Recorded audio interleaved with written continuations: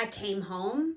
I was early, and there he was, or there, should I say, was his bare ass, because that's all I could see. That and her legs wrapped around his back, or actually they were up around his neck.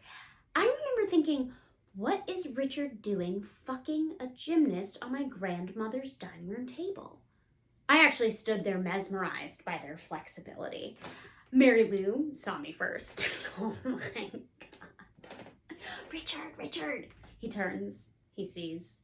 Lots of silence, lots of fumbling around for clothing no one can find.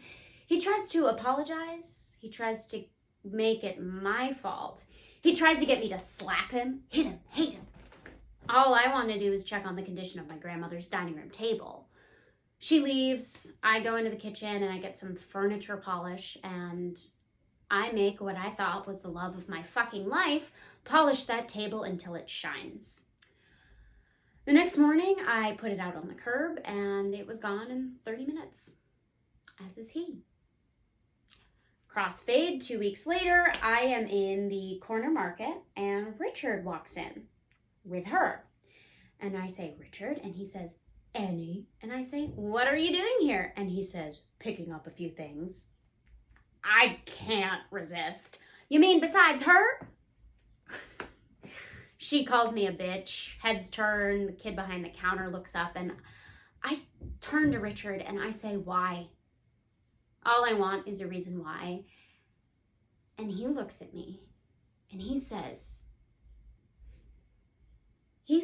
because you care too much in a world that doesn't give a shit anymore. And I stood there in the middle of that market, and for the first time in my life, I couldn't think of a thing to say. So I run out of my market, out of my neighborhood, out of my life as I know it, and I end up at my local U-Haul outlet where I rent a truck for the first time in my life, and I pack up everything I own and I start driving around in circles in the city until I come upon this sign.